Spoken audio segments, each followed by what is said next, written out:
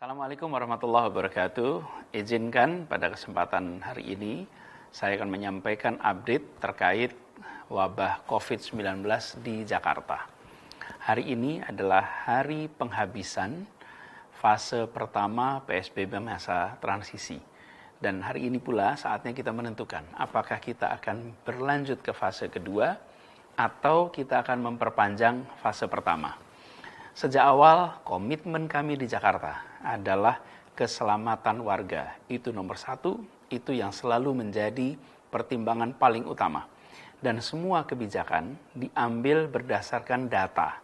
Kebijakan apapun selalu merujuk kepada data dan tentu saja pendekatan ilmiah. Karena itu, dalam kesempatan ini saya akan menyampaikan perkembangan terakhir data-datanya sebagai dasar untuk kita melangkah di fase-fase ini.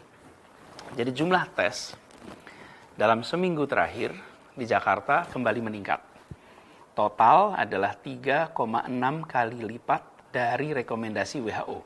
Jadi alhamdulillah di Jakarta kita bisa memiliki data yang akurat. Nah, berturut-turut selama 6 minggu, 6 pekan ini, datanya adalah seperti ini. Pertama, antara tanggal 4 sampai tanggal 10 Juni, ini pekan pertama, 1.991 orang per sejuta penduduk yang dites. Kemudian yang kedua, di pekan kedua, tanggal 11 sampai 17 Juni, ada 2.554 orang per sejuta penduduk. Pekan ketiga, antara 18 sampai 24 Juni, ada 2.806 orang per sejuta penduduk.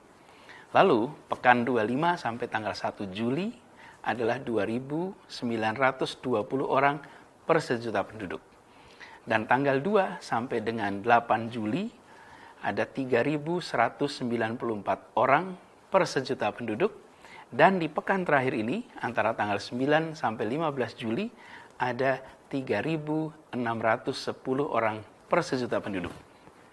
Jadi, dengan jumlah tes yang dilakukan 3,6 kali lipat dari standar WHO, dan ini adalah tes PCR, maka kita bisa yakin bahwa data yang dihasilkan menggambarkan kondisi Jakarta yang sesungguhnya.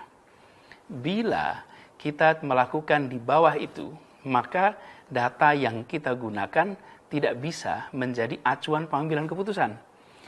Ketentuan dari WHO adalah 1.000 testing per sejuta penduduk.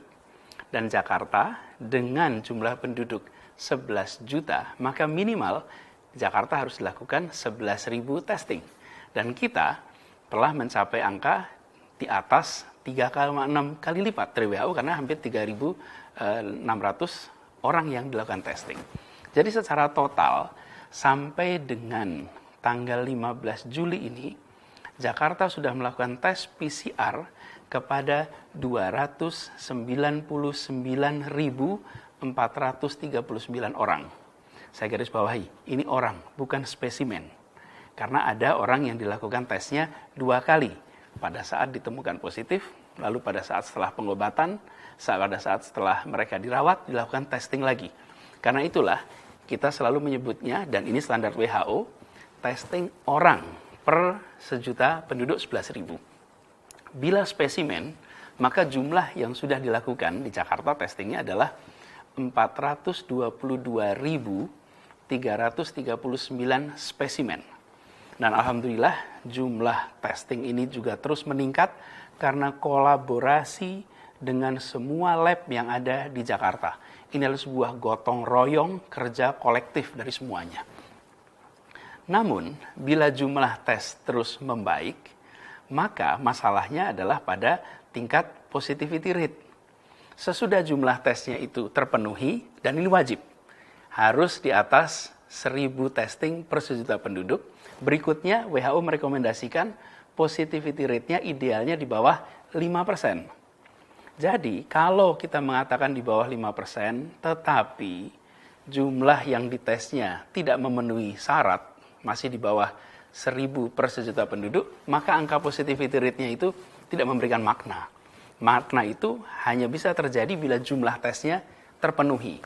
Nah, positivity rate itu adalah jumlah orang yang dites hasilnya positif, dibagi jumlah orang yang dilakukan tes. Jadi bila 1.000 orang dilakukan tes, lalu ditemukan ada 50 orang positif, maka positivity rate-nya adalah 5%. Kira-kira begitu cara menghitungnya. Nah, selama 5 minggu terakhir ini, pada masa awal PSBB masa transisi, positivity rate mingguan kita di Jakarta berturut-turut adalah angkanya 4,4%, kemudian pekan kedua 3,1%, pekan ketiga 3,7%, pekan keempat 3,9%, pekan kelima 4,8%. Jadi selama 5 minggu kita berada di dalam zona aman. Secara rekomendasi dari WHO kita ini di bawah 5%. Tapi di pekan terakhir ini positivity rate kita meningkat menjadi pekan ini 5,9% selama 1 minggu ini. Jadi sudah lama kita ini di bawah 5%, tapi seminggu terakhir kita naik di atas 5%. Walaupun masih di bawah 6%, tapi kita sudah di atas 5%. Artinya kita harus lebih waspada. Meskipun begitu, angka 5,9% ini masih di bawah rata-rata nasional, yaitu sekitar 12%. Tapi tren ini naik di atas ambang rekomendasi WHO. Itu adalah tren testing. Yang berikutnya saya ingin sampaikan status pertahanan terakhir kita. Di mana pertahanan terakhir itu? Ada di rumah sakit, ada di fasilitas kesehatan. Sekarang kita lihat data tempat tidur di rumah-rumah sakit rujukan di Jakarta. Kita sekarang memiliki 67 rumah sakit rujukan untuk menangani pasien COVID. Jadi benteng pertahanan terakhir kita insya Allah kuat.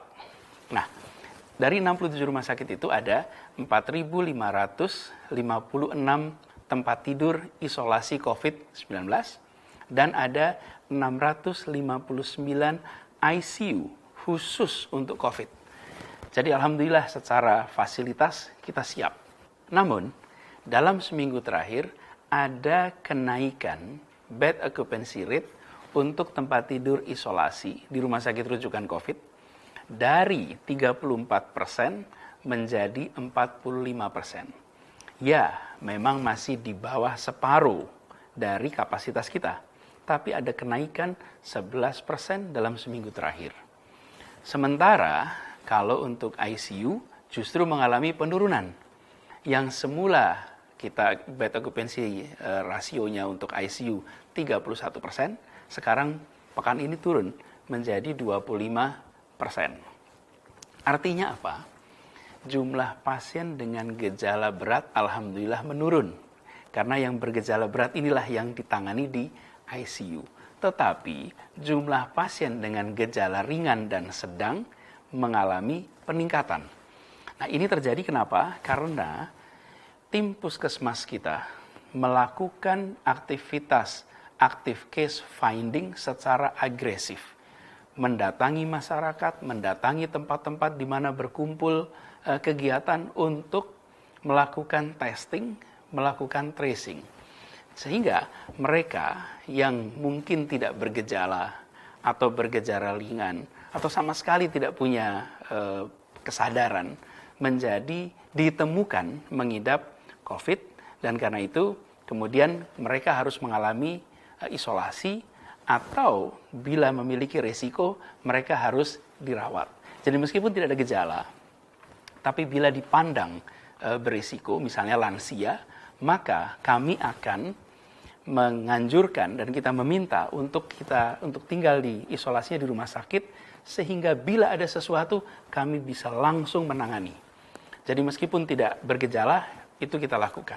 Tujuannya lagi-lagi memastikan keselamatan warga Jakarta. Nah, jadi tadi sudah data, sudah bicara tentang fasilitas rumah sakit. Sekarang data berikutnya adalah tentang RT.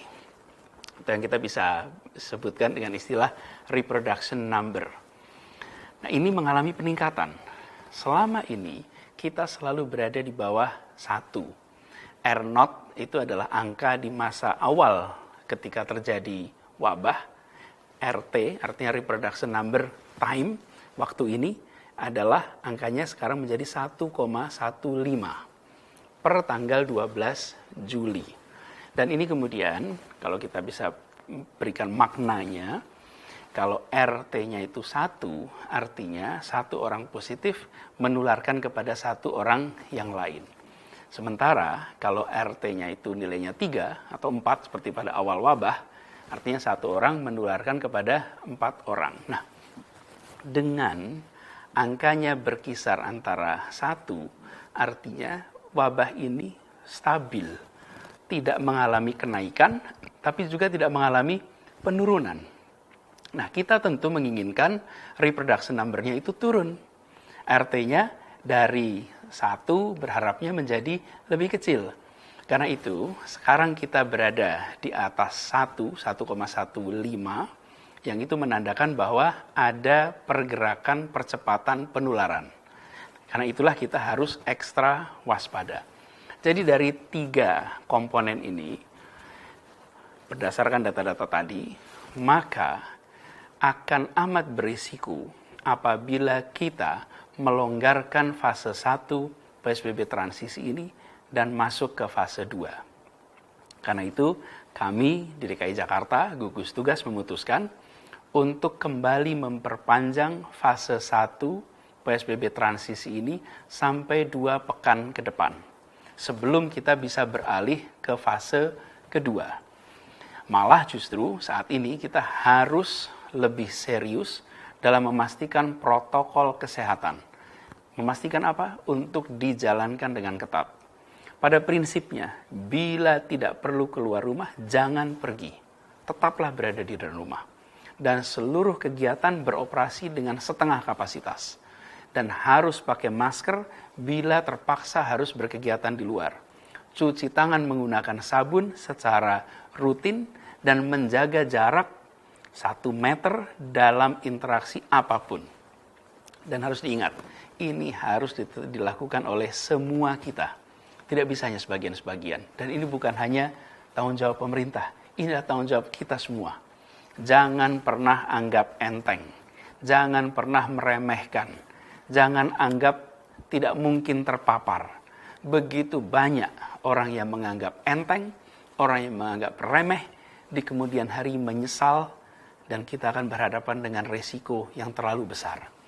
Dan karena itu juga, maka sebagian dari operasi-operasi yang rencananya akan dibuka, kegiatan yang akan dibuka, maka terpaksa harus kita tunda sampai waktu yang lebih aman. Misalnya, pembukaan bioskop, pembukaan tempat-tempat hiburan indoor lainnya, yang semula direncanakan akan beroperasi akhir bulan ini, maka harus kita tunda dulu izin operasinya sampai kondisi menunjukkan tren yang membaik. Dan kepada seluruh masyarakat Jakarta, saya akan ingatkan sekali lagi, jangan lengah, jangan merasa kondisi baik-baik saja, dan jangan menganggap semua orang yang di sekitar kita juga baik-baik saja. Ingat, 66% dari kasus positif baru di Jakarta dalam seminggu terakhir adalah mereka yang tidak memiliki gejala sakit, tidak memiliki keluhan, dan merekalah yang ditemukan positif. Karena itu, terus disiplin, menerapkan protokol kesehatan dimanapun, kapanpun, dalam situasi apapun. Dan terus saling mengingatkan, bila ada orang di sekitar kita yang tidak menjalani protokol kesehatan dengan baik, maka tegur. Mungkin saja kita ini merasa lelah, mungkin saja kita merasa bosan. Tapi masalahnya, kita ini berhadapan dengan virus yang tidak pernah lelah. Maka kita pun harus terus tetap semangat, saling menyemangati, saling menjaga untuk menjalani PSBB masa transisi ini. Kita harus selalu memastikan, ingat, ikuti nasihat para ahli kesehatan. Mereka sangat memahami dan mereka bicara untuk keselamatan kita semua. Demikian yang bisa saya sampaikan terkait dengan kondisi COVID di Jakarta. Mari kita ikhtiarkan untuk terus disiplin sambil kita berdoa kepada Allah SWT agar segera mengangkat cobaan ini, segera mengangkat wabah ini, dan insya Allah bersama-sama kita akan mampu melewati masa pandemi ini. Semoga Allah Subhanahu wa taala memberkahi kota Jakarta dan melindungi kita semua. Terima kasih. Assalamualaikum warahmatullahi wabarakatuh.